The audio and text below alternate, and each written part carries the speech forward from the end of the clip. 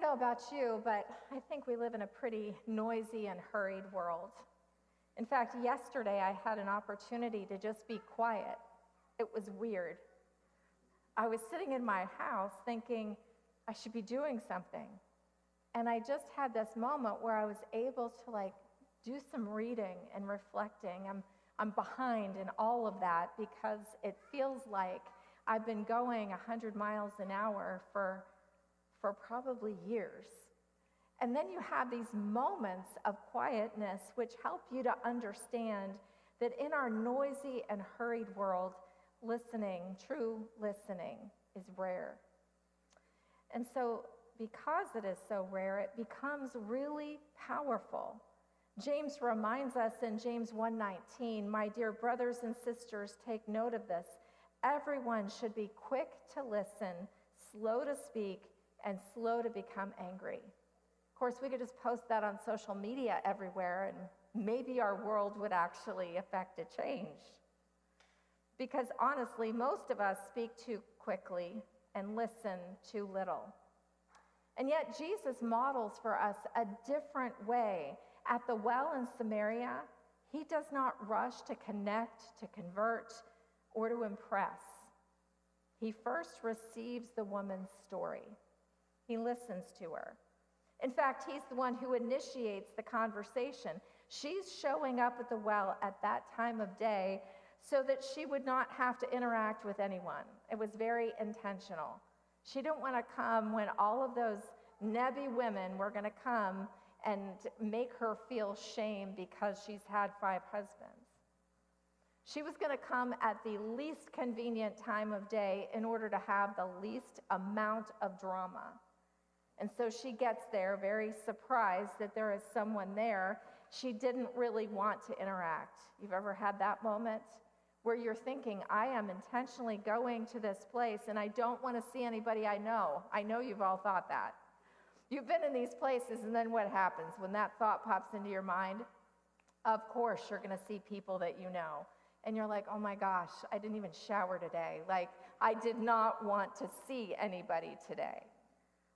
And here is this woman coming to the well, showing up at that time, so she's not going to be ridiculed, there's not going to be drama or shame, and she was not going to be treated like the other by those women who were going to be showing up. Our theology reminds us that grace is already active in every single life, and so our task is not to force anything on a situation, but to really pay attention to where God is already at work and to join him in this simple, costly discipline of listening. And this week, we learn to listen like Jesus in order to build that kind of trust with people. I mean, stories can be honored and doors opened so that people can hear the hope of the gospel and put their lives in the hands of Jesus. This is for people that have been following Jesus for a long time, and these are people that are far from God. The first thing that we notice here is that Jesus listens first. He's sitting there, and the scriptures tell us that there's this drama happening, like who's baptizing more people, John or Jesus?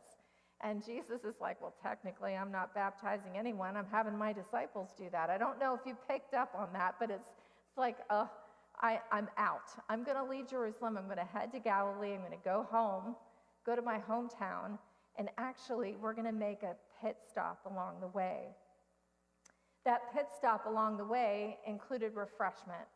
So think of it like stopping at a Sheetz on your way from this place to this place. Now, from what I understand from my children, Sheetz is actually considered a restaurant as well. I didn't know that. I thought that's just a place where you get gas. But honestly, they have pretty good fried pickles from my experience. So I'm just thinking the disciples and Jesus are on this journey and they're tired. It describes Jesus as being tired. He sends the disciples out to go and get some food. So clearly the well was just about water. It was not like Sheetz or Buc-ee's or anything like that. It was not a one-stop shop. It was literally the watering hole. And so he sends his disciples out. He's sitting there. It describes him as being tired. But honestly, Jesus is there because he had an appointment with a woman whom God had already been wooing to himself. This woman was a faithful worshiper, we find, even though she is shamed by the community, even though she may not feel welcome in the temple. Yet here she is, coming to the well and talking with Jesus. In fact, he really throws her off because she's like, why are you asking me for water? Like, why are we even in a conversation? Like, I know you're a Jew. You know that I'm a Samaritan. We're not to talk to each other. And by the way, you're a guy, I'm a girl. We don't do this. Like, there were significant barriers to this conversation. And only Jesus could be the one to tear down the barrier. And so that's why he says, will you give me a drink? It's just a simple question. She's already there at the well, ready to draw the water. It would not be a big deal for her to draw a little extra and give him something to drink. But she doesn't do that immediately. She's like, dude, why are you talking to me? We're not allowed to be in conversation with each other. Like, what is this about? And so they engage in conversation, and Jesus sits there at the well, engaging this woman in conversation. I don't know if you noticed, we never find out whether or not he got the water. She never does actually give that to him, because as they are having conversation, he is there listening to her story. Now, of course, whenever we share our stories, we always try to put the best light on our stories, don't we? Especially when we're meeting somebody new. You don't want to hear all of that drama. Now, there are some people, particularly online, who want to pour out everything all at once.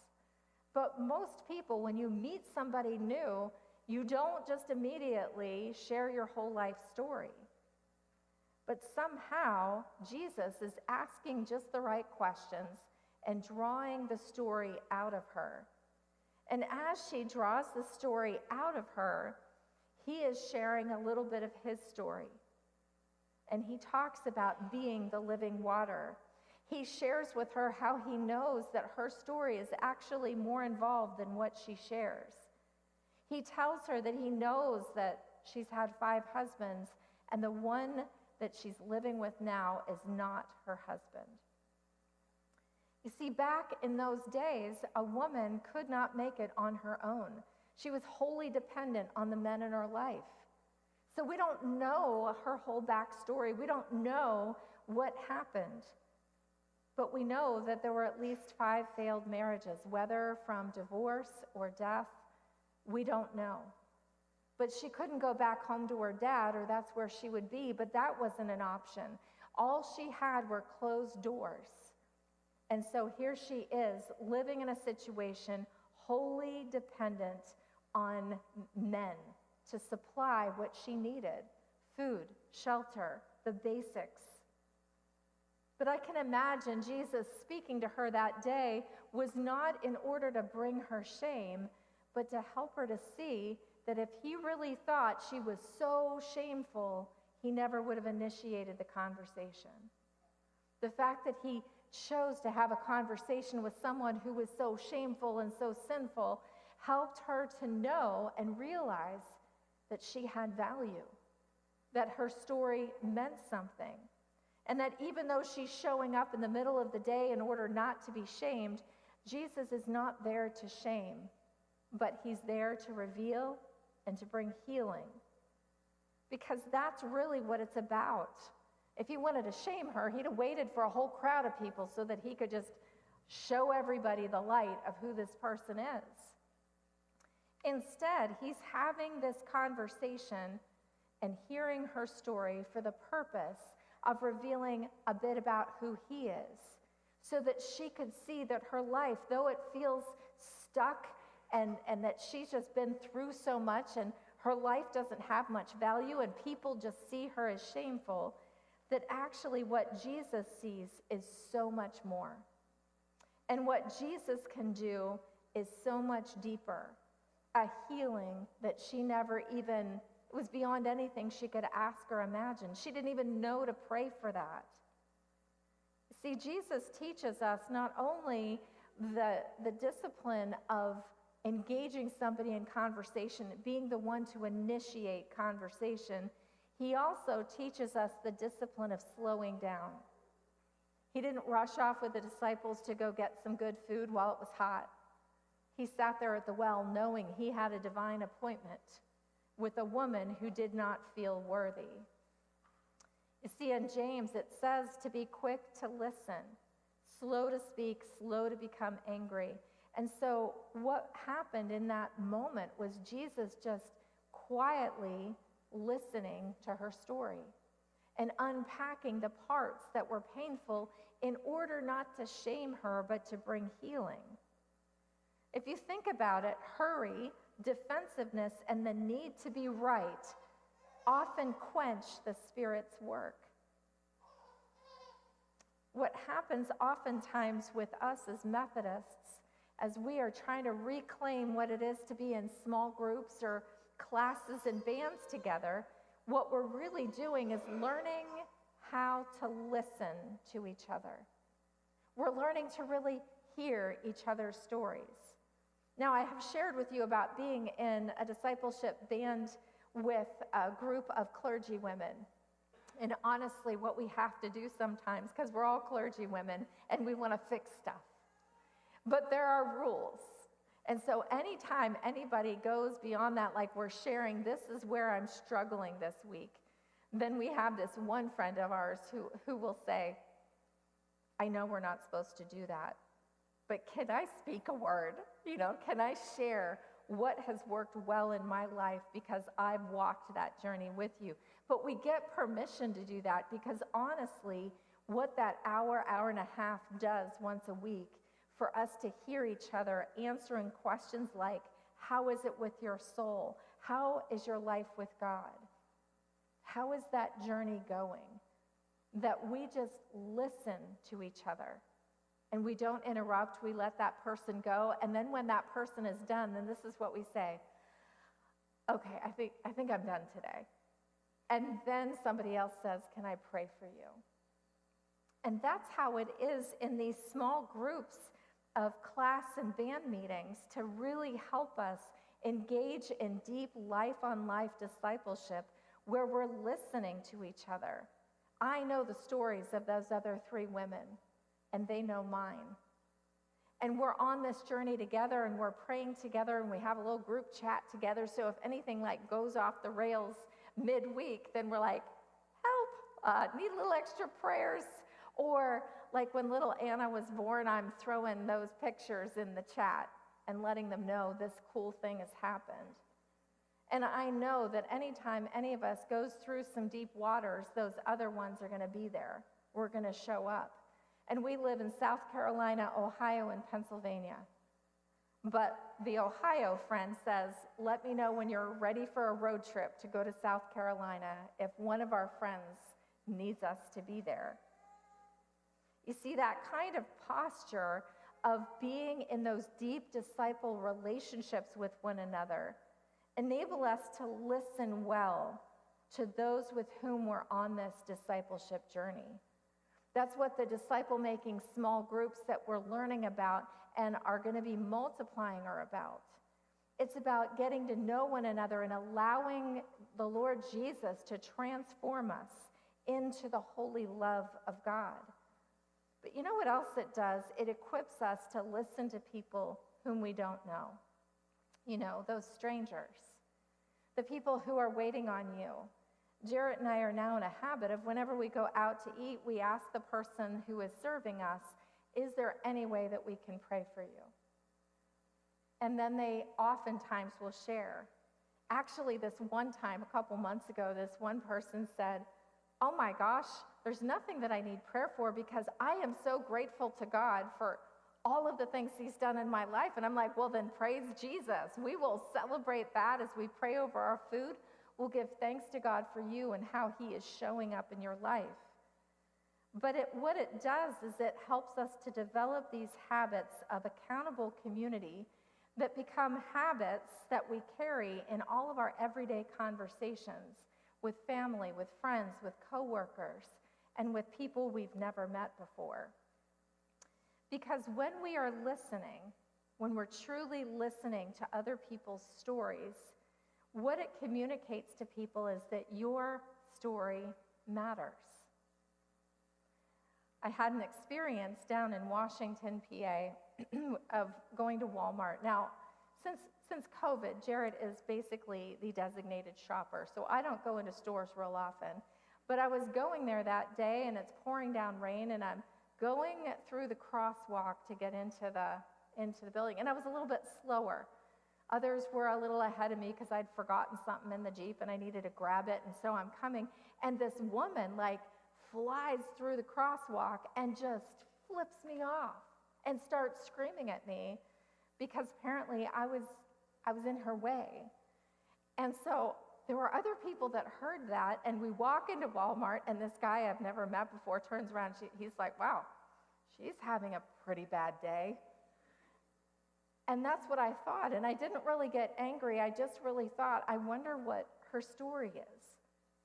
That in the pouring rain, with someone walking across the crosswalk, that she was in her head with whatever drama was happening in her life. Now, I could have been like, oh my gosh, God, do what you do. Bring about some justice or whatever. And instead, with that one comment from someone I'd never met before, my thought was, Lord, would you watch over her? She must be having a really bad day to have that kind of visceral reaction to something that wasn't really warranted. And I wonder how many people who are just being ugly in some ways are doing that simply because no one has taken a moment to hear their story, to figure out what's going on, what is causing that kind of reaction and response.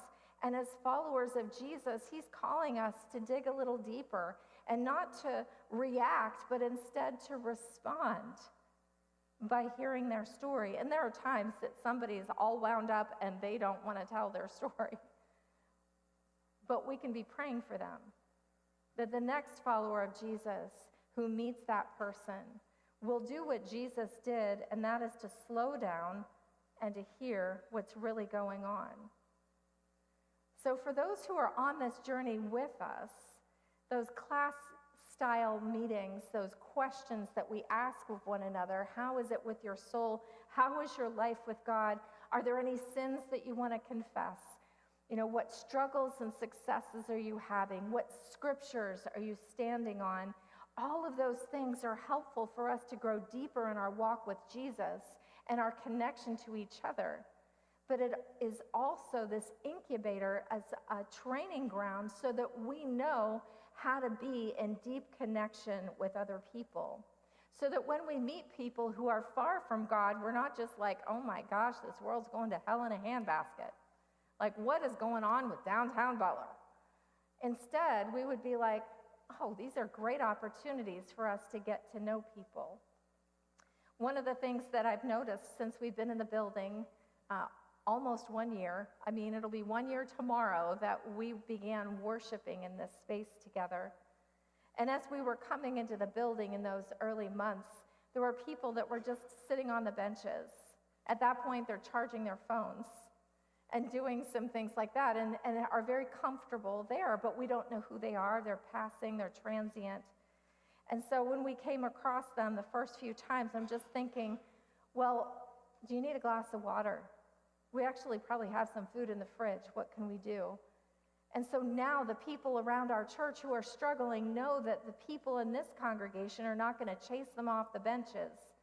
They're instead going to say, can I get you a glass of water? And then can I tell you about the living water, who is Jesus, who can help you through this time that you are struggling in life, and know that your story is just as valuable as mine. Like Jesus at the well, we learn to hear before we speak, trusting that God's grace, his prevenient grace, is already at work. So here are some simple practices for listening like Jesus.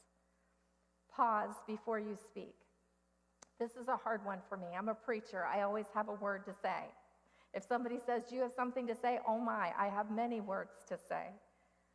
But we pause before we speak and resist the urge to fix, advise, or redirect. We want to ask those open questions. Tell me more. Letting them know, I want to hear your story. And then we want to reflect back what we hear so that we're not putting our spin on it, but we're truly hearing what their story is. We want to listen for God, how God has already been at work in their lives and say, wow, God has helped you through. And I know he wants to continue walking with you.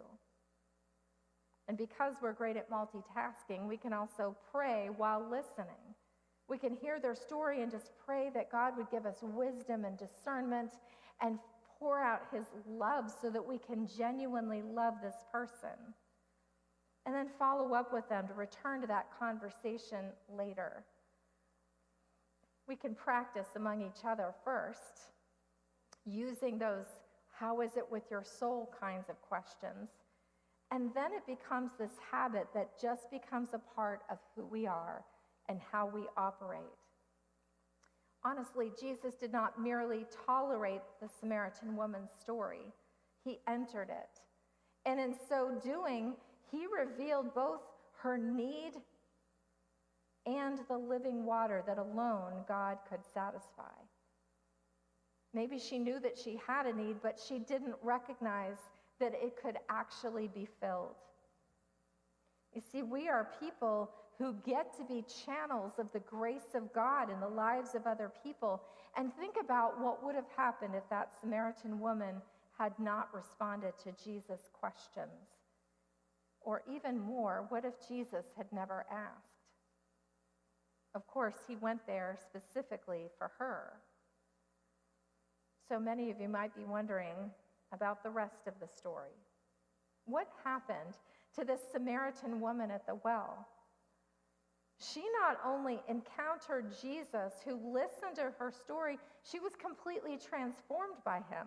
She went to the well to draw water, but ended up leaving her water jug there, which is why I don't think he actually got the drink anytime soon. She left her water jar behind and began running back into the town.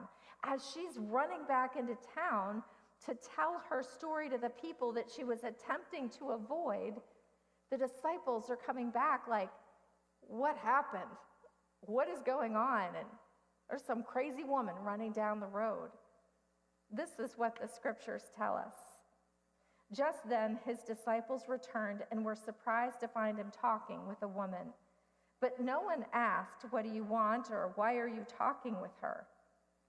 Then, leaving her water jar, the woman went back to the town and said to the people, come see a man who told me everything I ever did. Could this be the Messiah? They came out of the town and made their way toward him. Many of the Samaritans from that town believed in him because of the woman's testimony. He told me everything I ever did. So when the Samaritans came to him, they urged him to stay with them, and he stayed 2 days.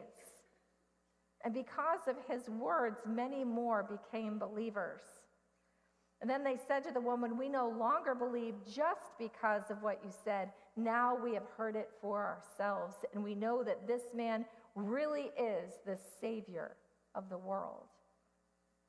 I mean, you look at what happened in the life of this Samaritan woman. It was not just her life that was changed. It was her entire community.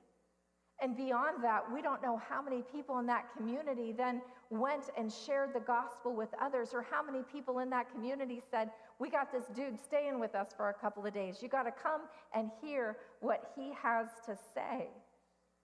Because that initial conversation happened with her, the gospel was proclaimed. Not just to her. Her life was completely transformed. Her relationships were reconciled. The gospel came to the community and beyond. And it all began with a conversation with someone who was far from both God and people. So my question is, what does God want to do among us as we see the people around us and we slow down and listen to their stories? What an incredible opportunity to share the gospel and to be that listener that points other people to Jesus. Now, we are in the midst of this bless thing. And what's happening is that we begin with prayer. So we had the 8, and then we narrowed it down to the 3. And hopefully every day the last 2 weeks, you've been praying for those ones. The ones that are far from God, the ones that may be far from you. And as you're praying, then that leads you to opportunities where you can listen to their stories. So I don't know what God is inviting you to do, but I want you to ask God to help you to hear the stories of other people and to hear what God is already doing in their lives. I want you to think about and look for the open door that He's already provided so that we can enter into the lives of other people and allow Him to do incredible things as we are vessels of His grace and His love. Church, we have a great opportunity to reach more people who don't know Jesus, to see people's lives transformed, to see reconciliation happen. And it begins with us. It begins with our prayers, and then with our paying attention to the lives of people by listening to their stories. The question is, will we be obedient to what God is calling us to do in this season? Let's pray together. Our Lord and our God, you know how much we struggle with listening. We tend to be so busy and running around, and even when other people are talking, we're thinking about 15 responses that we might have. And so, God, I pray that you would help us to be quick to listen, slow to speak, slow to become angry, that we would be people that bring a sense of your calmness, your peace, your gentleness, your love, so that we can hear where people are and lead them closer in relationship with you. So God, would you bless us and help us to be obedient to the call you have on each of our lives? We pray in the powerful and matchless name of Jesus. Amen.